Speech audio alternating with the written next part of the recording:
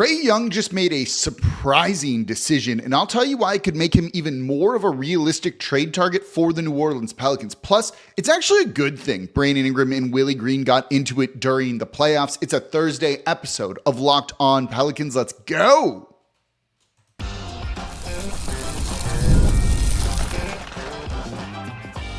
You are Locked On Pelicans, your daily New Orleans Pelicans podcast. Part of the Locked On Podcast Network, your team every day. Welcome to another edition of Locked On Pelicans, the daily podcast covering your favorite team, the New Orleans Pelicans and NBA, part of the Locked On Podcast Network, your team every day, available wherever you get your podcasts and available on YouTube. I'm your host, Pelicans Insider, credential member of the media, Jake Madison, at NOLA Jake on Twitter. Here with you on this Thursday jam-packed episode of Locked On Pelicans for you. We're going to look at Trae Young leaving his agency. That's a bigger deal than you might realize. Plus, Shams Charania of The Athletic and Stadium reported that Brandon Ingram and Willie Green had an exchange after Game 2 of the playoffs. That's a good thing. That is actually a good thing, and I'll tell you why in today's show. Plus, we're going to look at the roster overall and why it's impossible to predict for next season. And of course, thank you for making Locked On Pelicans your first listen today and every day. We are free and available wherever you get your podcast, and join almost 10,000 Pelicans fans on YouTube as well. Part of the Locked On Podcast Network, your team every day. Become an everyday or listen Monday through Friday to the number one Pelicans podcast. Everyday means you're listening through Monday through Friday. Let me know in the comments down below on YouTube. I look at all the comments. I see everything you're saying. Trust me, I see some of y'all every day down there commenting, telling me trade targets you want to look at. I saw one about Darius Garland. We're going to look at the Cavaliers in a week or two. We'll see when that one comes up kind of naturally, probably once they're done with the postseason.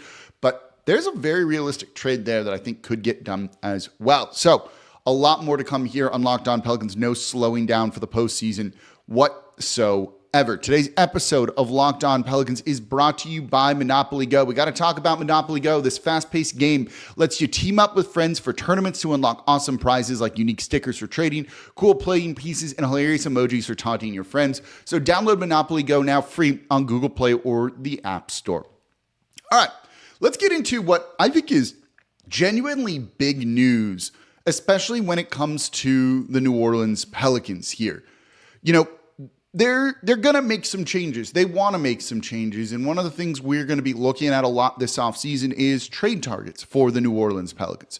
Who can they realistically go out and get that would make a significant difference on this roster, that would upgrade this roster? And one of the names that we're not going to spend a ton of time about his on-court fit or anything like that in today's show is Trae Young. That's a guy we are absolutely going to look at, along with Dejounte Murray, and what would a trade look like between the Pelicans and the Atlanta Hawks for one of those two guys, and could it include other players as well? And by the way, absolutely will. But Trae Young has long been represented by Klutch. That has been his agency, but he announced 2 days ago that he is switching from Klutch to CAA. All right, guys, switch agents all the time, no big deal. This is a bigger deal than you realize just because of the reputation Klutch has around the league. Klutch is run by Rich Paul, LeBron James, his best friend essentially, and it's essentially LeBron's agency. They represent a number of big name players around the league, and they have a bit of a reputation for being difficult to deal with, or potentially not looking out in their client's best interest and maybe steering them at the whims of LeBron James. Klutch represents a number of players on the Los Angeles Lakers. LeBron, Anthony Davis, I think Jared Vanderbilt as well. And the second Anthony Davis switched to Klutch from his old agent, who was a New Orleans native, by the way, you kind of got the feeling that he was going to want out of New Orleans. Klutch has also kind of clashed with CAA and other agencies in the past as well. So for Trae Young to switch is pretty significant. New Orleans, I think a lot of people who get into the agency stuff feel you don't want to have Klutch guys on your roster. You don't want to deal with Rich Paul. You don't want to deal with, whatever that may mean. They tend to play very hardball in negotiations, trade negotiations, things like that. Just kind of avoiding them seems to be something that a lot of teams want to do, and that I think New Orleans might want to avoid as well. We have David Griffin here, worked in Cleveland, worked with LeBron James and Klutch, supposedly has a good working relationship with them. But still, if you can avoid a guy who's represented by Klutch, I think that maybe is a really good thing. And when looking at trade targets and guys that New Orleans could maybe sell on coming here, those agents and those type of relationships really start to play a big factor. So Trae Young, a realistic trade target for New Orleans, no longer being represented by an agency that maybe you don't want to deal with, is a good thing. We saw those Anthony Davis trade requests get ugly real fast. A lot of that was due to what Klutch was negotiating or how they were kind of negotiating and the recommendations on strategy to try and force his way out as quickly as possible. It didn't end up working.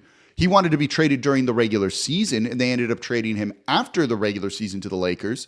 But they did everything they could to kind of undermine the Pelicans in their negotiation power to get a deal done sooner rather than later.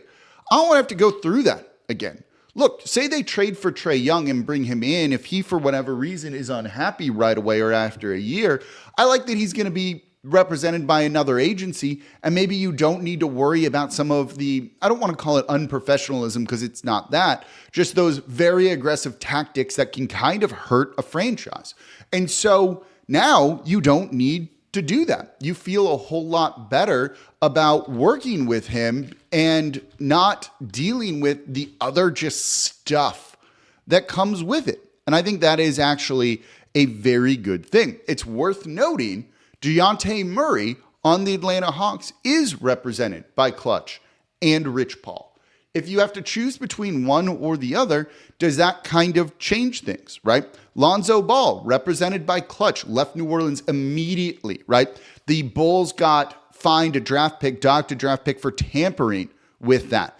Is this something that you want to deal with? And I'm not sure that the answer is yes. So this is a situation where it could be better to go after the guy. And if all things are equal, Trae Young, Dejounte Murray, do you go with the guy who's represented by CAA over the guy who's represented by Klutch? New Orleans doesn't have a single player represented by Klutch on the roster right now. The Lakers have Lakers have 4, by the way. The Jazz also have 4 as well, which is kind of surprising to see. But the Pelicans have 0, and I think that's somewhat notable here. So that switch by Trae Young is a pretty big deal and maybe influences the Pelicans in what they want to do this offseason. Definitely something to keep an eye on. And we'll have more on Trae Young and Dejounte Murray as well in the future when we do some more trade targets. But I think this one was pretty significant. What was also pretty significant is the report from Shams Charania about Brandon Ingram and Willie Green having an exchange after game 2 of the postseason. But you know what? 1, I'm not really worried about this, and I'll explain why. And 2, I think it's actually a really good thing. Let's talk about that coming up here next in today's episode of Locked On Pelicans. Right now, though, I'm excited to tell you about Yahoo Finance.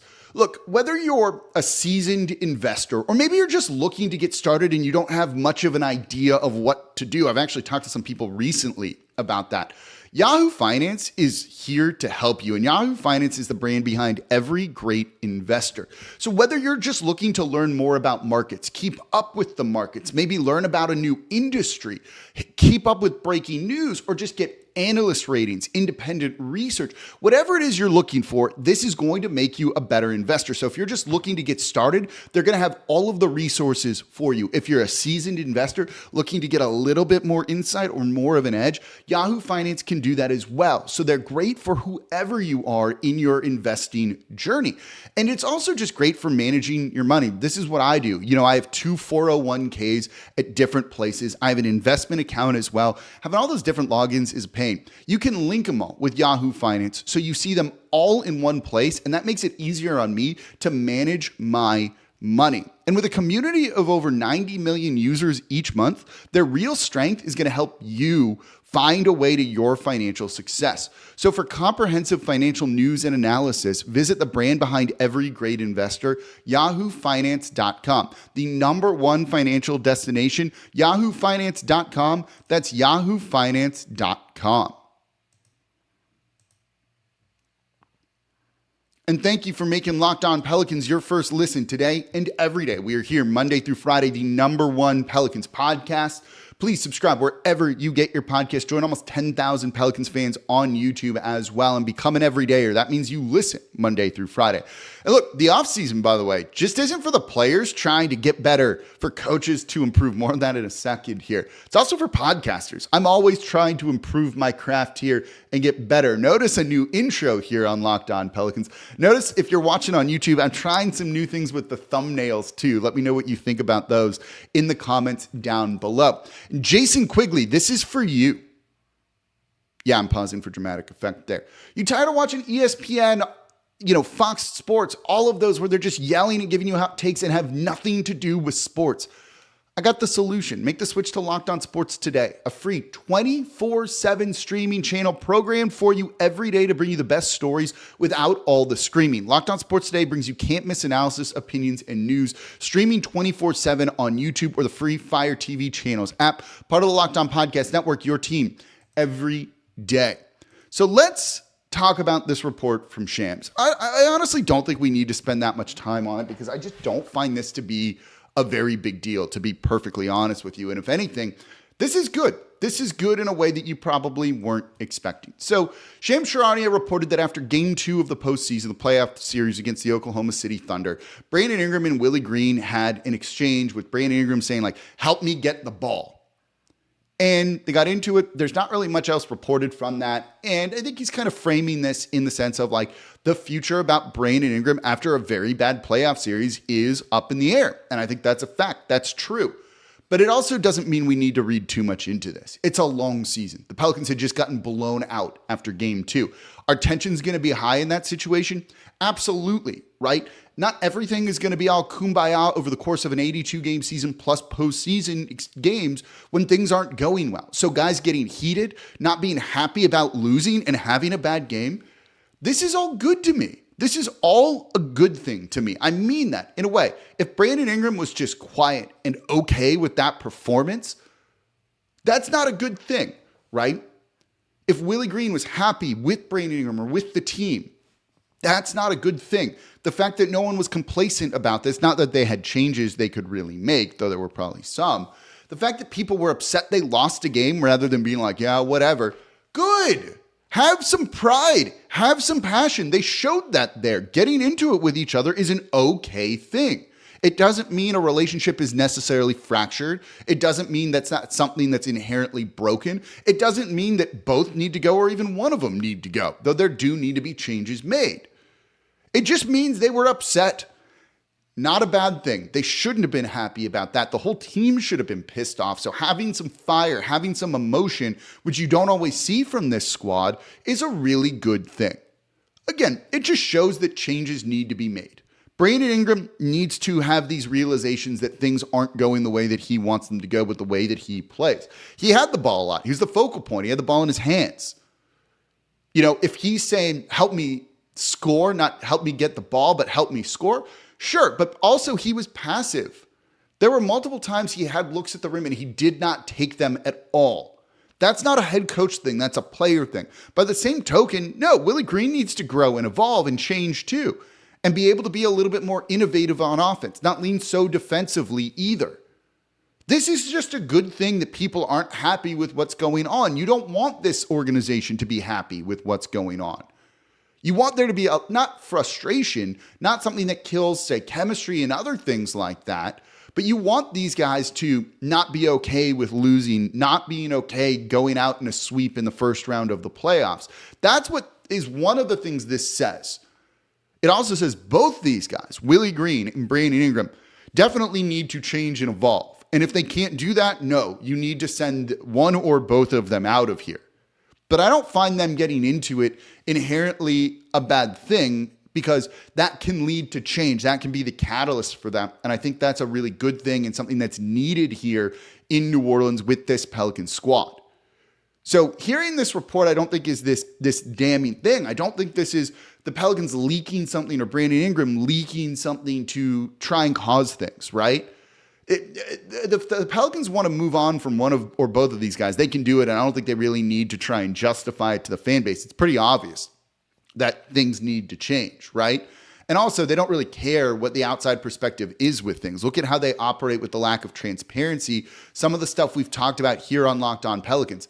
I don't care about that. They don't care what the media or the fans think about some of the moves they make or how they operate. They operate how they operate, and it's as simple as that. So this is just, to me, much ado about nothing, in my opinion.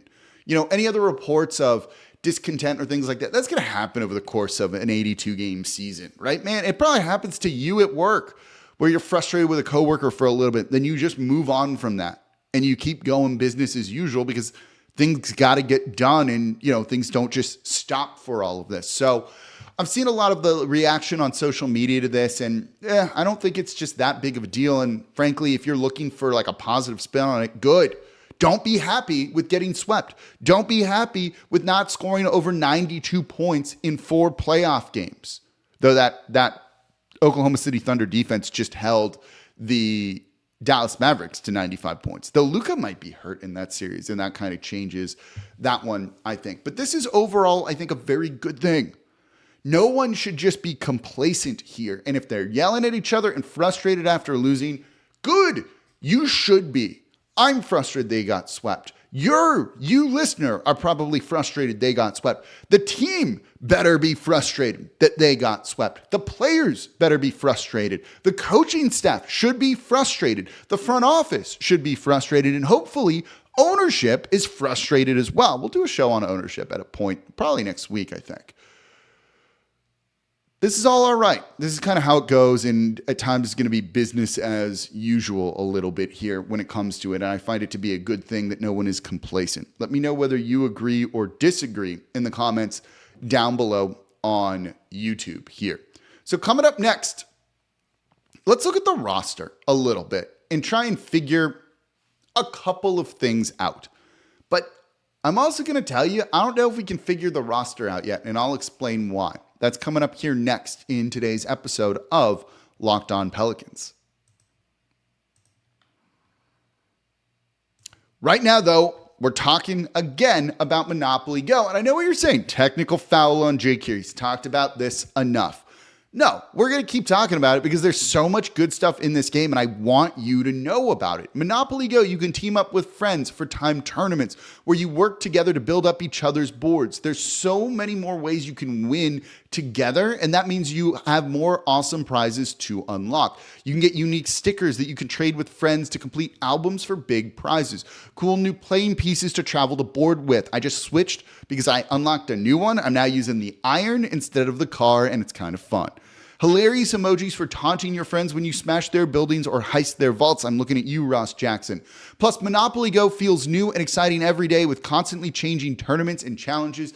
A ton include their own unique mini games, so there's so many different ways to play Monopoly Go. There's also multiple boards that are all cool, including a New Orleans Knights board. Yeah, New Orleans is in the game. So there's always something fun to discover in Monopoly Go, so get off the bench and download it now free on Google Play or the App Store.